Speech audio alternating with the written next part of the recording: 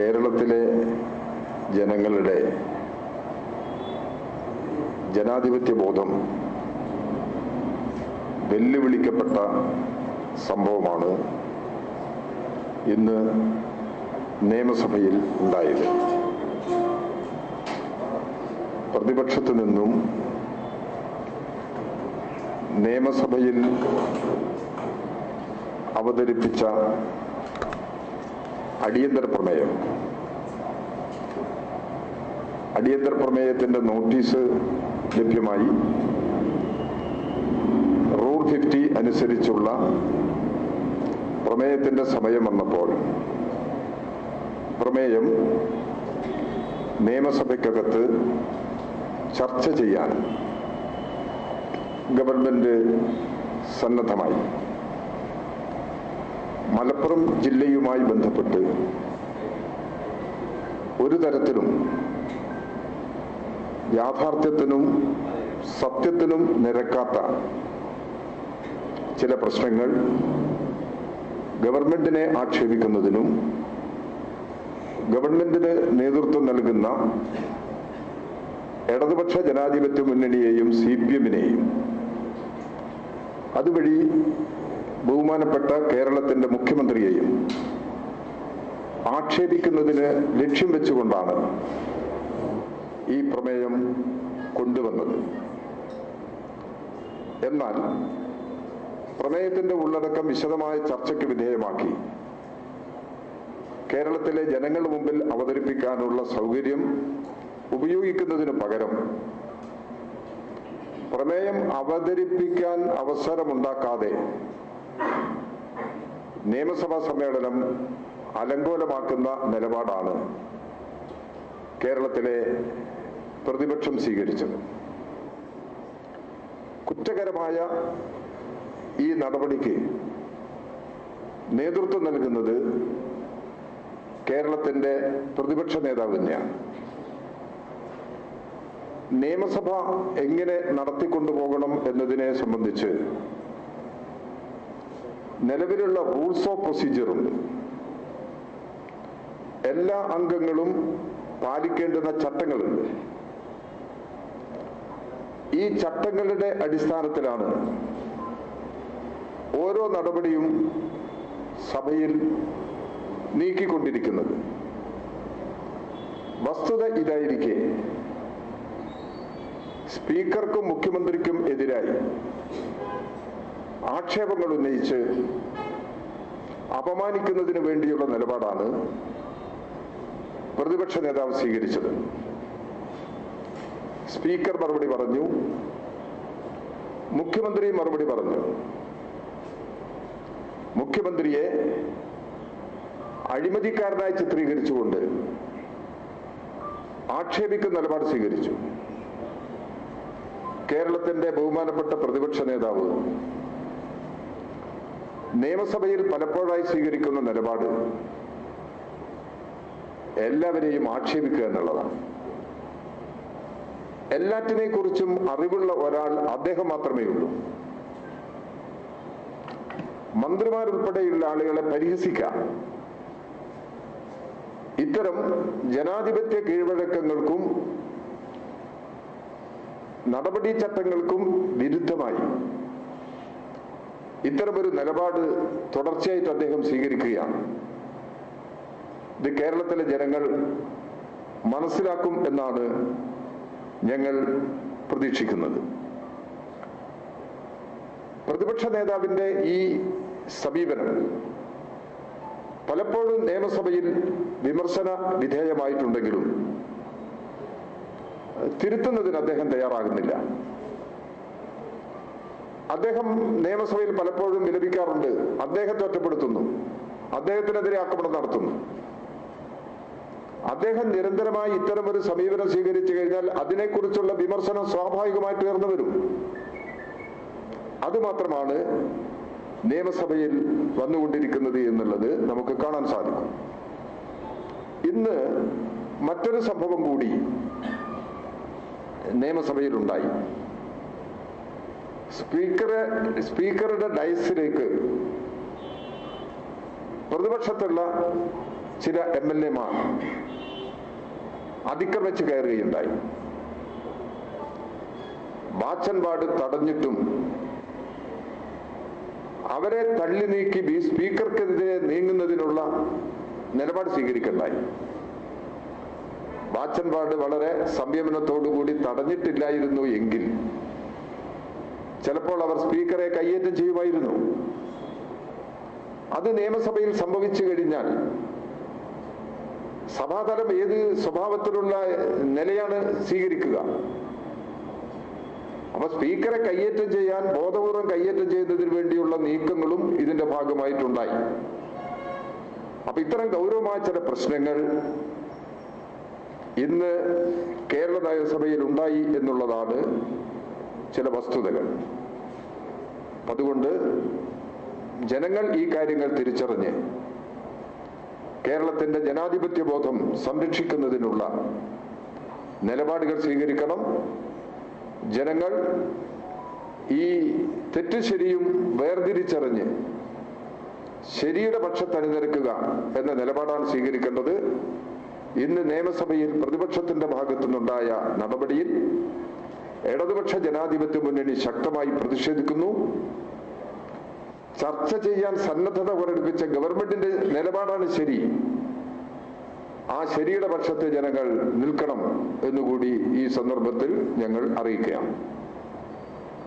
ഇതാണെന്ന് പറയാനുള്ള പ്രധാനപ്പെട്ട വിഷയം.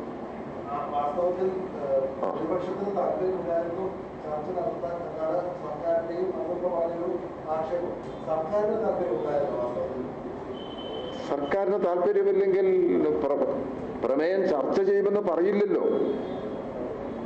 പ്രമേയം ചർച്ച ചെയ്യുമെന്ന് പറഞ്ഞു കഴിഞ്ഞാൽ ആ ചർച്ച നടത്തേണ്ട ഉത്തരവാദിത്വം പിന്നെ സഭയ്ക്കല്ലേ? അതിന് പ്രമേയം അവതരിപ്പിച്ച പ്രതിപക്ഷമല്ലേ അതിന് മുൻകൈ എടുക്കേണ്ടത്? പ്രതിപക്ഷം എന്താ ചെയ്തത്? നിയമസഭ അലങ്കോലമാക്കുന്നതിന് വേണ്ടിയുള്ള നടപടികൾ എടുത്തത്. ഇപ്പൊ സ്പീക്കറുടെ ഡയസ്, സ്പീക്കറുടെ മുഖം മറിച്ച് ബാനർ പിടിക്കുക, എന്ത് ജനാധിപത്യ രീതിയാണത്? സ്പീക്കറല്ലേ, സ്പീക്കറുടെ മുഖത്ത് നോക്കിയിട്ടാണ് എല്ലാവർക്കും സംസാരിക്കുന്നത്. പരസ്പരം നോക്കിയല്ല സംസാരിക്കുന്നത്, സ്പീക്കറുടെ മുഖത്ത് നോക്കി സംസാരിക്കണം എന്നുള്ളതാണ് ചട്ടം. സ്പീക്കറുടെ മുഖം മറച്ചു കഴിഞ്ഞാൽ ഇവിടെ ഈ ചട്ടം പാലിക്കപ്പെടുമോ? അപ്പോ അവിടെയാണ് ബോധപൂർവം കുഴപ്പങ്ങൾ അവർ സൃഷ്ടിച്ച് കുഴപ്പങ്ങൾ എങ്ങനെ ഉണ്ടാക്കുന്നത്? അപ്പൊ സ്പീക്കർക്കെതിരായി, സ്പീക്കറുടെ റൂളിങ്ങിനെതിരായി തെറ്റായ നിലപാടെടുത്തു പ്രതിപക്ഷ നേതാവ്. സ്പീക്കർ വിശദീകരണം നൽകി, മുഖ്യമന്ത്രി വിശദീകരണം നൽകി. അതിനെ അധിക്ഷേപിച്ചുകൊണ്ട് ഇവരെല്ലാം രംഗത്ത് വരികയാണ്. അങ്ങനെയാണ് സ്പീക്കറുടെ ഡയസിലേക്ക് കയറുന്ന നിലപാട് സ്വീകരിച്ചത്. വാച്ച് ആൻഡ് വാർഡ് തടഞ്ഞിട്ടില്ലെങ്കിൽ എന്തായിരിക്കും സംഭവം? സ്പീക്കറെ അവർ കയ്യേറ്റം ചെയ്യും. അപ്പൊ ഇതുപോലുള്ള നീക്കമാണ് സഭയ്ക്കകത്തുണ്ടായത്. പ്രമേയം ചർച്ച ചെയ്യുക എന്നുള്ള നിലപാട് ഇടതുപക്ഷ ഗവൺമെന്റ് സ്വീകരിച്ചത് സതുദ്ദേശപരമാണ്. മുഖ്യമന്ത്രി എത്രയും വേഗം ചർച്ച ചെയ്യണമെന്ന് മുഖ്യമന്ത്രി പറഞ്ഞത്. ജനങ്ങൾ ഇങ്ങനെ ഒരു പുകമറ സൃഷ്ടിക്കണ്ടല്ലോ. ഒരു കളവിന്റെ ഇല്ലാത്ത സത്യവിരുദ്ധമായ പ്രശ്നങ്ങളുടെ ഒരു പുകപടലം സൃഷ്ടിക്കേണ്ട ആവശ്യമില്ലല്ലോ. അത് തുറന്ന് ചർച്ച നടത്തി കഴിഞ്ഞാൽ എല്ലാവർക്കും മനസ്സിലാകുമല്ലോ. ആ ഒരു നിലപാടാണ് ഇടതുപക്ഷം, കേരളത്തിലെ ഭരണപക്ഷം ഇന്ന് സഭയ്ക്കകത്ത് നിലപാടെടുത്തത്.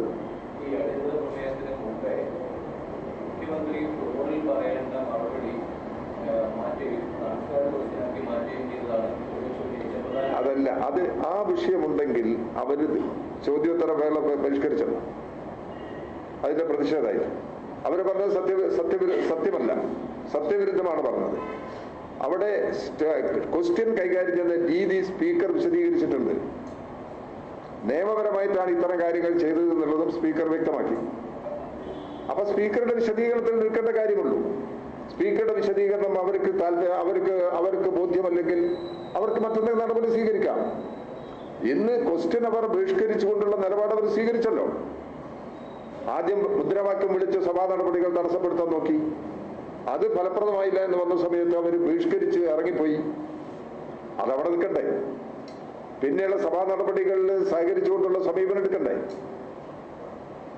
ഇതാണ്, അതിന് വിരുദ്ധമായിട്ടാണ് ചെയ്തത്. ഇത് അംഗീകരിച്ചു കൊടുക്കാൻ കഴിയുന്ന കാര്യമല്ല. ഇടതുപക്ഷ ജനാധിപത്യങ്ങളുടെ ശക്തമായ പ്രതിഷേധം ഈ പ്രശ്നത്തിൽ അറിയിക്കുകയാണ്. പക്ഷെ സ്പീക്കറും സർക്കാരിന് വേണ്ടി ഫയൽ ചെയ്യുന്ന ഒരു സാഹചര്യം മാധ്യമങ്ങളിലുണ്ടായിരുന്നു. ഒരു പ്രതിപക്ഷ നേതാവിനോട് ആരാണ് നിങ്ങളുടെ പ്രതിപക്ഷ നേതാവ് നിങ്ങൾ ആരെങ്കിലും സഭയിലുണ്ടായിരുന്നു? സഭയിലുണ്ടായിരുന്നു. നിങ്ങൾ പറഞ്ഞ പോലെയാണോ സംഭവം ഉണ്ടായത്? അല്ല, ഞാൻ സഭയിലുണ്ടായിരുന്ന ആളല്ലേ. നിങ്ങൾ സഭയിലുണ്ടായിരുന്നെങ്കിൽ ഞാൻ സഭയിലുണ്ടായിരുന്ന ആളാണ്. നിങ്ങൾ ഗാലറിയിലാണ് ഇരിക്കുന്നെങ്കിൽ ഞാൻ സഭയിൽ ഇരിക്കുന്ന ഒരാളാണ്, സഭയിൽ ഇരുന്നിട്ടുള്ള ഒരാളാണ്. എന്താ യഥാർത്ഥം സംഭവിച്ചത്? പ്രതിഷേധം നടത്തി ഇദ്ദേഹം സംസാരിച്ചു. ഒരു പ്രതിപക്ഷ നേതാവ് സംസാരിച്ചു കഴിഞ്ഞിട്ട് പിന്നെ സ്പീക്കർ ചോദ്യം ചെയ്യാണ് ഒരു അംഗം. അപ്പാണ് അയാൾ അദ്ദേഹത്തോടാ ചോദിക്കുന്നത്, ആരാ നിങ്ങളുടെ നേതാവ്? പ്രതിപക്ഷ നേതാവിനെ അപമാനിക്കുന്നതിനോ പ്രതിപക്ഷ നേതാവിനെ വില കുറച്ച് കാണിക്കാനല്ല. പ്രതിപക്ഷ നേതാവിന്റെ നിർദ്ദേശങ്ങൾ അനുസരിക്കാത്ത അംഗങ്ങളുടെ നിലപാടിനെ വിമർശിച്ചുകൊണ്ടാണ് സ്പീക്കർ പറഞ്ഞത് ആരാ നിങ്ങളുടെ നേതാവ് എന്നുള്ളത്. കാരണം ഒരേ സന്ദർഭത്തിൽ ഇവരെല്ലാം വ്യത്യസ്തമായ നിലപാടുകൾ എടുക്കുക. സീറ്റിലിരിക്കാൻ പ്രതിപക്ഷ നേതാവ് നിർദ്ദേശം നൽകി കഴിഞ്ഞാൽ അവർ സീറ്റിൽ പോകാതിരിക്കാം. അങ്ങനെയുള്ളൊരു ഘട്ടത്തിലാണ് സ്പീക്കർ ചോദിച്ചത്. മാത്യു കുഴൽനാടൻ സ്പീക്കറുമായി തട്ടിക്കയറി സ്പീക്കർക്കെതിരായ നിലപാടെടുത്ത് വന്നപ്പോഴാണ് ആരാ നിങ്ങളുടെ നേതാവ് എന്നുള്ളത് മാത്യു കുഴൽനാടൻ MLA യോടാണ് ചോദിക്കുന്നത്. അതാ ഞാൻ പറഞ്ഞത്. ഇതല്ലേ സത്യം നിയമസഭയിൽ നടന്നത്? നിങ്ങളെ പറഞ്ഞത് അതല്ല.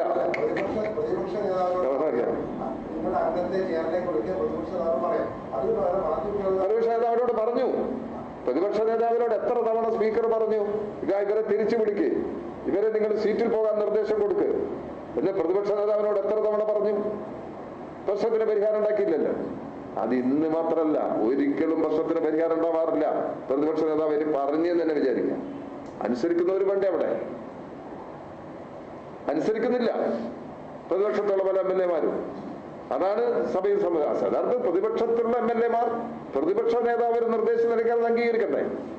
അത് അംഗീകരിക്കാത്ത നിലപാടാണ് പല MLA മാരും പല അംഗങ്ങൾ അവിടെ സ്വീകരിക്കുന്നത്. അതാണ് പ്രശ്നം. അതാണ്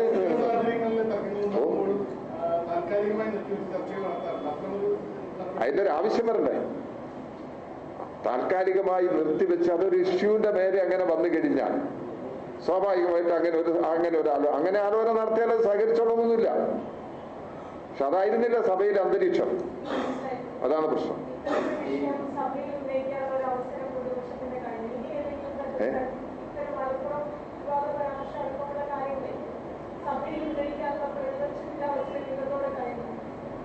അല്ല, അത് പ്രതിപക്ഷം തീരുമാനിക്കുന്നത് അല്ല. ഈ ഒരു ഇഷ്യൂ ഒരു തവണയെ ഉന്നയിക്കാൻ അവസരമുണ്ട്. അതാണ് ചട്ടം പറയുന്നത്. അതിപ്പോ എനിക്ക് മറുപടി പറയാൻ കഴിയില്ല. അതിന്റെ നയപരമായ പ്രശ്നമാണത്. നയപരമായ പ്രശ്നം സ്പീക്കർ തന്നെയാണത് വിശദീകരിക്കുന്നത്.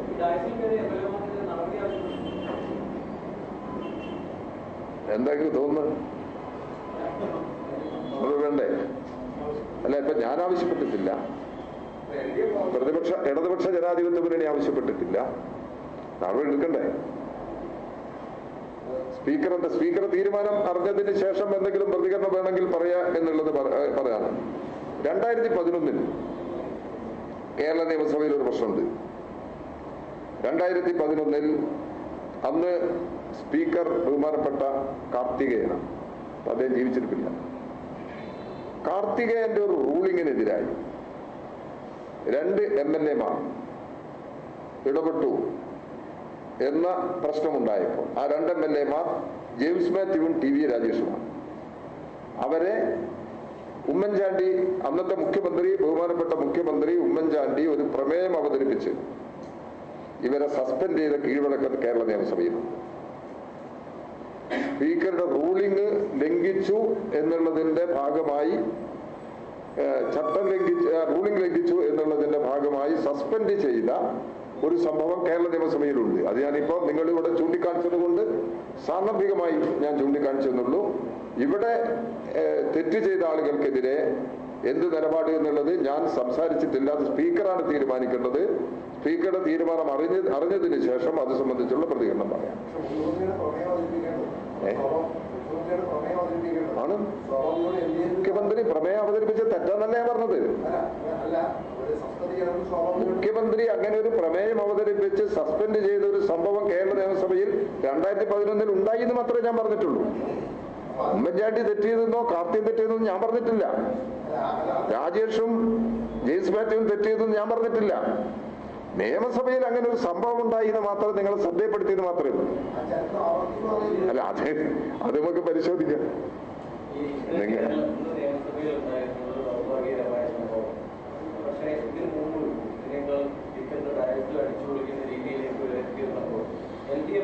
അതിനെപ്പറ്റി ഒരു ചർച്ചയ്ക്ക് ഞാൻ തയ്യാറാണ്. എനിക്ക് മനസ്സിലായി ഈ വിഷയം.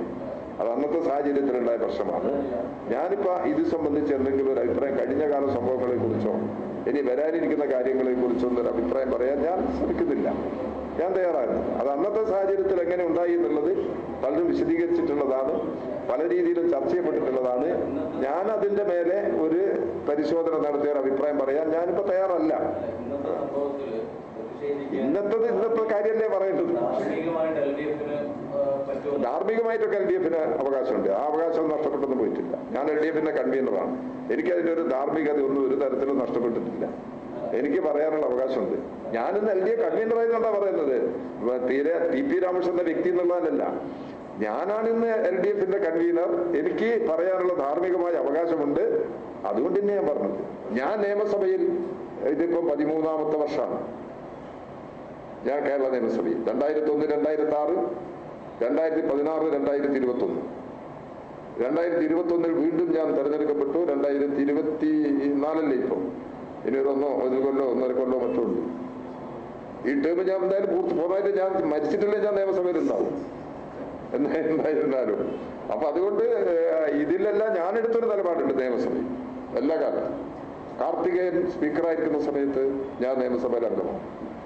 ബഹുമാനപ്പെട്ട നമ്മുടെ സ്പീക്കർ വക്കം പുരുഷോത്തമൻ, അദ്ദേഹം ഒരു സ്റ്റീം റോളറാണല്ലോ. വക്കം പുരുഷോത്തമൻ സ്പീക്കറായിരിക്കുന്ന സമയത്തും ഞാൻ നിയമസഭയിൽ ഉണ്ടായിട്ടുണ്ട്. അപ്പൊ അവരിലെല്ലാവരും ശിക്ഷണം നമുക്കൊക്കെ ഒരുപാട് അനുഭവങ്ങൾ ഉണ്ടാക്കിയിട്ടുണ്ട്. അതാ പറഞ്ഞത്. രാഷ്ട്രീയത്തിന്റെ പ്രശ്നമല്ല. രാധാകൃഷ്ണന്റെ കീഴിൽ ഞാൻ വർക്ക് ചെയ്തിട്ടുണ്ട്. K. രാധാകൃഷ്ണൻ.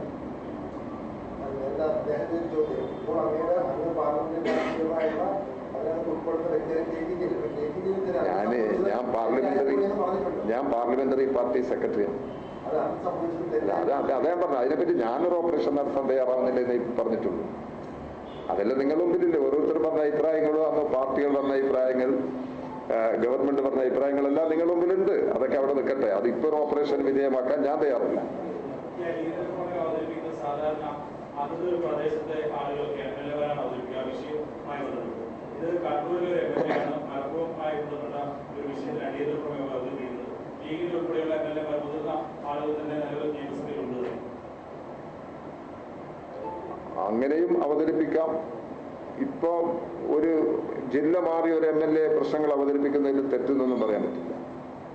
അങ്ങനെ അവതരിപ്പിക്കാൻ പാടില്ല എന്നുള്ളൊരു വ്യവസ്ഥ റൂൾസ് ഓഫ് പ്രൊസീഡിങ്സിൽ ഇല്ല. അപ്പൊ എനിക്ക് തിരുവനന്തപുരത്തുള്ള വിഷയം അവതരിപ്പിക്കാം.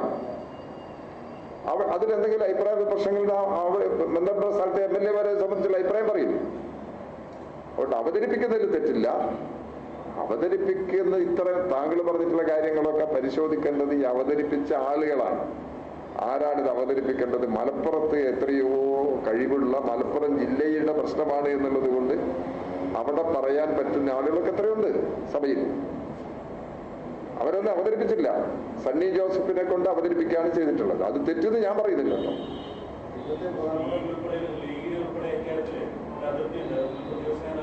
അത് അവരെ പറട്ടെ. ഞാനിപ്പോ അത് സംബന്ധിച്ചുള്ള ഒരു പ്രതികരണം ഇപ്പൊ നടത്താൻ തയ്യാറാവുന്നില്ല. ലീഗ് എടുക്കുന്ന രാഷ്ട്രീയ നിലപാടിനെ കുറിച്ച് ഞങ്ങൾക്ക് വ്യക്തമായിട്ടുള്ള അഭിപ്രായമുണ്ട്. ഇപ്പൊ തന്നെ അവരെടുത്തുകൊണ്ടിരിക്കുന്ന പല നിലപാടിനോടും ഞങ്ങൾ തുറന്ന അഭിപ്രായം പറഞ്ഞിട്ടുണ്ട്.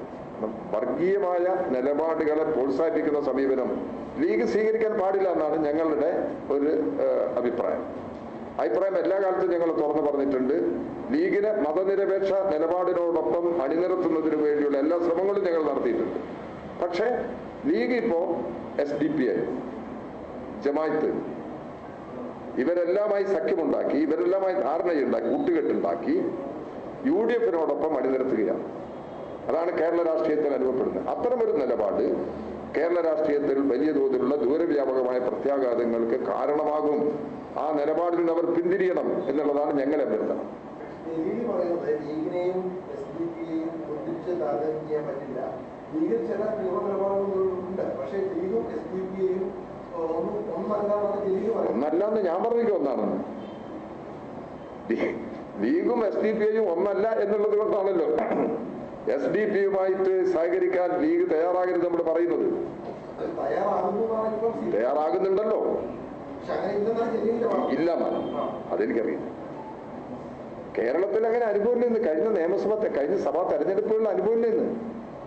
നമ്മുടെ നാടിന്റെ ചരിത്രം നിങ്ങൾ പരിശോധിച്ച് നോക്കോ, ആ ചരിത്രത്തിലില്ലേ. പിന്നെ മലപ്പുറത്ത് CPIM ന്യൂനപക്ഷത്തിനെതിരാണ് എന്ന നിലപാട് എന്തിന്റെ അടിസ്ഥാനത്തിലാണ് സംസാരിക്കാൻ കഴിയുക? 1921 വലിയ കർഷക കലാപം ഉണ്ടായത്. ആ കർഷക കലാപത്തെ കുറിച്ച് എതിർപ്പ് പറയുന്നവർ ഇപ്പം മലപ്പുറത്തിന് വേണ്ടി നിൽക്കുന്നവർ എന്താണെന്ന് പറഞ്ഞത്? കർഷക കലാപമായിട്ട് അംഗീകരിച്ചിട്ടുണ്ടോ? കർഷക കലാപമായിട്ട് അംഗീകരിച്ച് അവർക്ക് പെൻഷൻ ഉൾപ്പെടെയുള്ള ആനുകൂല്യങ്ങൾ നൽകുന്നതിന് EMS ഗവൺമെന്റാണ് മുൻകൈയെടുത്തത്. EMS ഗവൺമെന്റല്ലേ മലപ്പുറം ജില്ല രൂപീകരിച്ചത്. അതൊരു ന്യൂനപക്ഷത്തിന്റെ ജില്ലയൊന്നല്ല. എല്ലാ ജനവിഭാഗങ്ങൾക്കും തുല്യമായ അവകാശങ്ങൾ ഉറപ്പുവരുത്തേണ്ടുന്ന ഒരു ജില്ലയാണ്. ആ ജില്ലയുടെ പിന്നോക്കാവസ്ഥയുണ്ട്. ആ പിന്നോക്കാവസ്ഥയ്ക്ക് പരിഹാരം കാണുന്നതിന് വേണ്ടിയുള്ള നിലപാടാണ് സ്വീകരിക്കുന്നത്. അതിന്റെ ഭാഗമാണ് ദേശാഭിമാനി മുൻകൈയെടുത്ത് അവിടെ ഒരു ഫെസ്റ്റ് സംഘടിപ്പിച്ചു, 2 പുസ്തകങ്ങൾ പ്രസിദ്ധീകരിച്ചു, മലപ്പുറത്തിന്റെ ചരിത്രപരമായ പശ്ചാത്തലം വിശകലനം ചെയ്ത് അങ്ങനെ ഒരു നീക്കങ്ങളൊക്കെ CPM നടത്തിയില്ലേ. ഇപ്പോ മലപ്പുറം ജില്ലയുടെ വളർച്ചയ്ക്ക് വേണ്ടിയാണ്, മലപ്പുറം ജില്ലയുടെ വികാസത്തിന് വേണ്ടിയാണ്, മലപ്പുറം ജില്ലയുടെ പുരോഗതിക്ക് വേണ്ടിയാണ്. അതിന്റെ ഭാഗത്ത് എപ്പോഴും അവിടെ അതൊരു ന്യൂനപക്ഷത്തിന്റെ ജില്ലയാണ് എന്നുള്ളത് ഒരിക്കലും ഞങ്ങൾ അഭിപ്രായപ്പെട്ടിട്ടില്ല. ആ നിലപാട് ഞങ്ങളുടെ പാർട്ടിക്കോ ഇടതുപക്ഷ ജനാധിപത്യ മുന്നണിക്കോ ഇല്ല. ഈ സഭയിൽ നടക്കുന്ന കാര്യങ്ങൾ ജനങ്ങൾ അറിയാതിരിക്കേണ്ട എന്തെങ്കിലും കാര്യങ്ങൾ സഭാ TV എന്തിനാണ് പല കാര്യങ്ങളും സെൻസർ ചെയ്യുന്നത്? പല കാര്യങ്ങളില്ലല്ലോ. എന്താ ഇതിന്റെ പ്രശ്നം എന്ന് പറഞ്ഞാൽ ഇന്നുണ്ടായ ഒരു പ്രത്യേക സംഭവമാണ്. ഈ സ്പീക്കർക്കെതിരായി നടത്തിയിട്ടുള്ള ചില സ്റ്റേറ്റ്മെന്റാണ്. ആ സ്റ്റേറ്റ്മെന്റ് പൂർണ്ണമായും തെറ്റാണ്. അത് വീണ്ടും ടെലികാസ്റ്റ് ചെയ്യണമെന്നാണ് പറയുന്നത്. അല്ല, പ്രതിപക്ഷ സമരം കാണിച്ചതൊന്നും എനിക്കറിയില്ല. അല്ല, അതെനിക്കറിയില്ല. അത് സ്പീക്കറുടെ നിയന്ത്രണത്തിലാണത്. ഞങ്ങളതിലൊരു വേറെ നിലപാടൊന്നും എടുത്തിട്ടില്ല. ഇങ്ങനെയുള്ള സാഹചര്യത്തിലാണ് സ്പീക്കർ ഈ സഭാ TVയുടെ പിന്നെ ഇത് ഒഴിവാക്കിയത്, ഈ ഭാഗം ഒഴിവാക്കിയത്. ഇങ്ങനെ ഒരു നീക്കം, ഒരു കുറ്റകരമായ നീക്കം ഇവരുടെ ഭാഗത്തുനിന്ന് ഉണ്ടായത് കൊണ്ടാണ് അത്തരമൊരു നിലപാട് സ്വീകരിച്ചത്. അതിന്റെ മറ്റു വിശദാംശങ്ങളെല്ലാം സ്പീക്കർ തന്നെയാണ് വിശദീകരിക്കുന്നത്. കഴിഞ്ഞില്ലേ?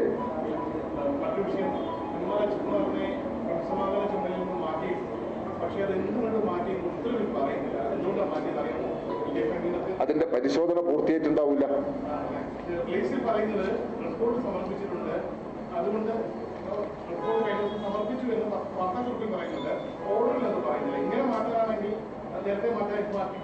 അതൊക്കെ അഭിപ്രായമല്ലേ. നമ്മൾ മനസ്സിലാക്കേണ്ടത് കേരളത്തിലെ ഒരു ഉന്നത ഉദ്യോഗസ്ഥൻ, അയാൾ ശരിയായിക്കോട്ടെ തെറ്റായിക്കോട്ടെ, ഒരു പൊസിഷനിൽ നിൽക്കുന്ന ഉദ്യോഗസ്ഥനല്ലേ. അങ്ങനെയുള്ള ഒരു ഉദ്യോഗസ്ഥന് നേരെ ആരോപണം വന്നാൽ ആരോപണം ഉന്നയിച്ചുള്ള നടപടിയല്ല. ആ ആരോപണത്തിൽ ശരിയുണ്ടോ എന്നുള്ളൊരു പരിശോധന നടത്തി ആ പരിശോധനയുടെ അടിസ്ഥാനത്തിൽ നടപടി സ്വീകരിക്കണം. അതാണ് ഇപ്പോൾ ഇവിടെ സ്വീകരിച്ചിരിക്കുന്നത്. എനിക്ക് തോന്നുന്നു താങ്കൾ ഉദ്ദേശിക്കുന്നത് ഈ പൂരവുമായി ബന്ധപ്പെട്ട പ്രശ്നമായിരിക്കും അല്ലേ? ആ പ്രശ്നമല്ലേ ഉദ്ദേശിച്ചത്? ആണോ? അല്ല,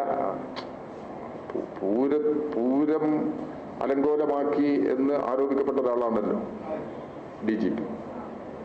അതുണ്ടോ ഇല്ലോ എന്നുള്ളത് പരിശോധനയിലാണ്. ഈ പൂരം അലങ്കോലമാക്കിയ സംഭവത്തിൽ 3 തരത്തിലുള്ള അന്വേഷണം ഇതുമായി ബന്ധപ്പെട്ട് കേരളത്തിൽ ഇപ്പോൾ ആഭ്യന്തര വകുപ്പ് നടത്തുന്നുണ്ട്. അതിലൊന്ന്, ഈ പൂരം അലങ്കോലപ്പെടുത്തുന്ന കാര്യത്തിൽ എന്തെങ്കിലും ഗൂഢാലോചന നടന്നിട്ടുണ്ടോ, ഇത് സംബന്ധിച്ച് അന്വേഷണം നടത്തുന്നതിന് IG വെങ്കിടേഷിന്റെ നേതൃത്വത്തിൽ ഒരു സംഘം പരിശോധന നടത്തുന്നുണ്ട്.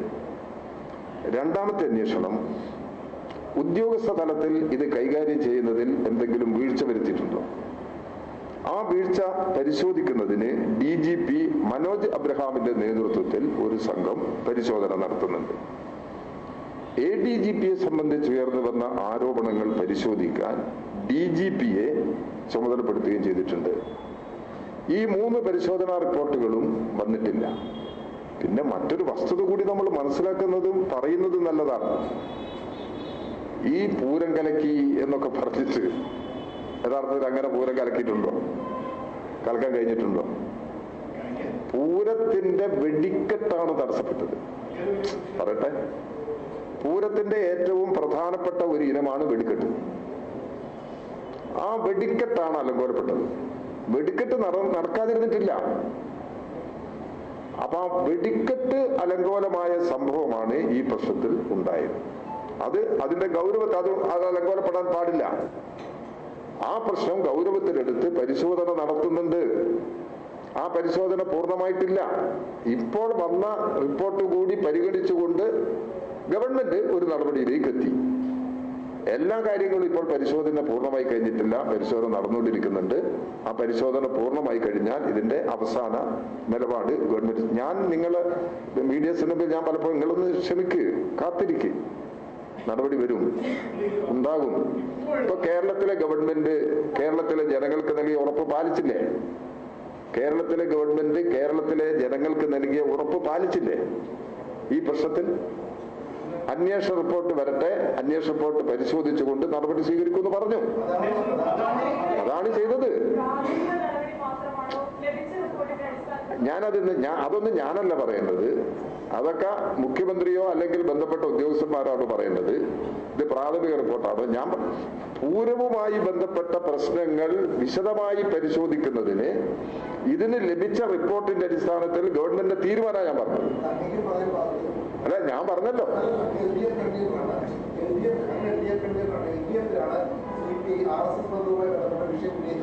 അപ്പോൾ അന്വേഷണ റിപ്പോർട്ട് തന്നെ പരിശോധിക്കാൻ ഇന്നലെ അന്വേഷണ റിപ്പോർട്ട് വന്നു. അന്വേഷണ റിപ്പോർട്ട് അടിസ്ഥാനത്തിൽ അദ്ദേഹത്തെ സ്ഥലം മാറ്റുന്നു എന്ന് പറഞ്ഞ് മറ്റു ഓർഡറെ മാറ്റുന്നു പറയുന്നുണ്ട്. ആ ഓർഡറിനകത്ത് എന്തുകൊണ്ടാണ് മാറ്റിയത് എവിടെയും പറഞ്ഞില്ല. LDF അല്ല, അത് ഞാനല്ല ഈ ഉത്തരവ് സൈൻ ചെയ്യേണ്ടത്. നിങ്ങൾ മുഖ്യമന്ത്രിയോട് ചോദിച്ചോ. ഞാനിതിനകത്ത് എന്റെ പ്രശ്നം നിങ്ങൾ പറഞ്ഞതല്ല.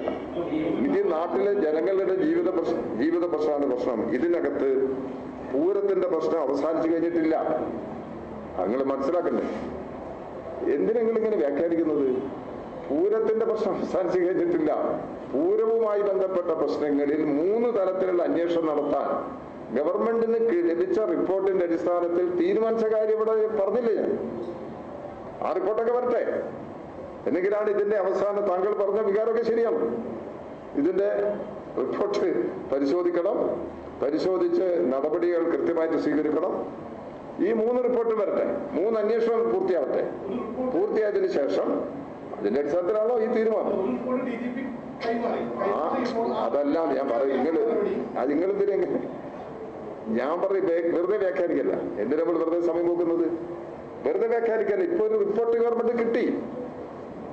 ആ റിപ്പോർട്ടിന്റെ പരിശോധനയുടെ അടിസ്ഥാനത്തിലാണ് മുഖ്യമന്ത്രി 3 തലത്തിലുള്ള അന്വേഷണത്തിന് ഉത്തരവിട്ടിരിക്കുന്നത്. കൂടുതൽ കാര്യങ്ങൾ വ്യക്തമാക്കണ്ടേ? ഇത് ADGPന്റെ വിഷയമല്ല ഞാൻ പറയുന്നത്. ADGPന്റെ പ്രശ്നത്തിൽ പല പ്രശ്നങ്ങളുണ്ട്. ഇപ്പൊ ADGPന്റെ പ്രശ്നത്തിന് സാമ്പത്തിക കുറ്റം ആരോപിക്കപ്പെട്ടിട്ടില്ലേ? അത് വിജിലൻസ് അന്വേഷിക്കുന്നുണ്ടല്ലോ. അങ്ങനെയുള്ള പലതരത്തിലുള്ള അന്വേഷിക്കുന്നുണ്ട്. ഞാനീ പറഞ്ഞ കാര്യം പൂരവുമായി ബന്ധപ്പെട്ട പ്രശ്നമാണ്. പൂരവുമായി ബന്ധപ്പെട്ട പ്രശ്നത്തിൽ 3 അന്വേഷണത്തിന് ഇപ്പൊ തീരുമാനിച്ചിട്ടുണ്ട്. ആ അന്വേഷണ റിപ്പോർട്ട് കൂടി വരട്ടെ. എന്നിട്ട് നമുക്ക് അവസാന നിലപാട് ഈ കാര്യത്തിൽ നമുക്ക് സ്വീകരിക്കാം. ഇനി അവസാനിപ്പിക്കാം. നിങ്ങൾക്ക് പോട്ടെ, തിരക്കൊന്നുമില്ലേ? പണി കുറവാ തോന്നുന്നു അല്ലേ? ഓ, എനിക്കതിന്റെ ഡീറ്റെയിൽസ് അറിയില്ല. സുരേന്ദ്രന്റെ കോടതി വിധിയുമായി ബന്ധപ്പെട്ട കാര്യമല്ലേ പറഞ്ഞത്. അതിന് അപ്പീല് പോകുന്ന കാര്യം അവിടെ സുരേന്ദ്രന്റെ എതിർ സ്ഥാനാർത്ഥിയായിരുന്ന രമേശന്റെ ഒരു സ്റ്റേറ്റ്മെന്റ് വന്നത് ഞാൻ കണ്ടു. അതിന്റെ മറ്റു വിശദാംശങ്ങളും കോടതിയുടെ വിശദാംശങ്ങളും എനിക്ക് പഠിക്കാൻ കഴിഞ്ഞിട്ടില്ല.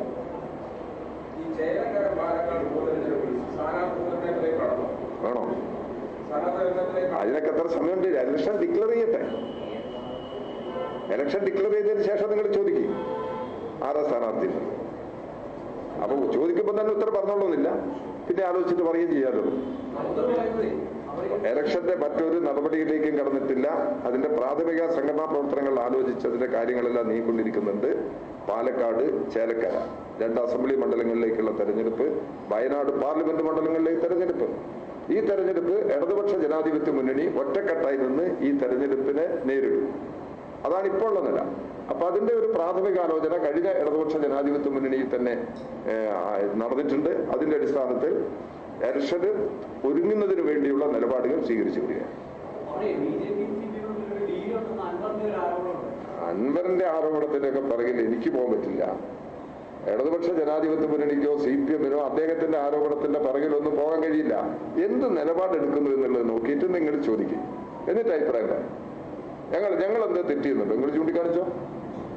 ഞങ്ങൾ തിരുത്തണ്ടേ. ആരാണ് ഈ BJP ആയിട്ട് അന്തർധാര ഉണ്ടാക്കുന്നതല്ലേ ഇവിടെ പിണറായിയെ കുറിച്ച് ഉന്നയിക്കുന്ന ആരോപണം? നിങ്ങൾ ആരുടെയെങ്കിലും മനസ്സ് പറയുന്നുണ്ടോ അങ്ങനെ എന്താ സംഭവിക്കുന്നു? ഉണ്ടെങ്കിൽ തെറ്റാ. BJP-യും LDF-ഉം BJP-യും UDF ഉണ്ട്. BJP UDF അത് അവരെ തീരുമാനിക്കേണ്ട കാര്യമാണ്. BJP LDF-ഉമായിട്ട് എവിടെയെങ്കിലും ധാരണ ഉണ്ടാക്കിയിട്ട് തെറ്റാണത്. അതൊരിക്കലും ഞങ്ങൾ അംഗീകരിക്കില്ല.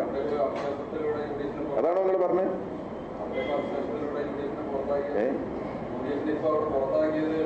അല്ല, എനിക്കറിയില്ല ഇതിന്റെ വിഷയം. ഇടതുപക്ഷ ജനാധിപത്യ മുന്നണി BJP-യുമായി സഹകരിക്കുന്ന ഒരു നിലപാടിനും സ്വീകരിക്കുന്നില്ല, തീരുമാനിച്ചിട്ടില്ല. ഏതെങ്കിലും പ്രദേശത്ത് ഒറ്റപ്പെട്ട എന്തെങ്കിലും പ്രശ്നങ്ങളുണ്ടെങ്കിൽ തീർച്ചയായിട്ടും നമ്മൾ ഇടപെട്ടാൽ തീർത്തു. അവസാനിപ്പിക്കല്ലേ? ഓക്കെ.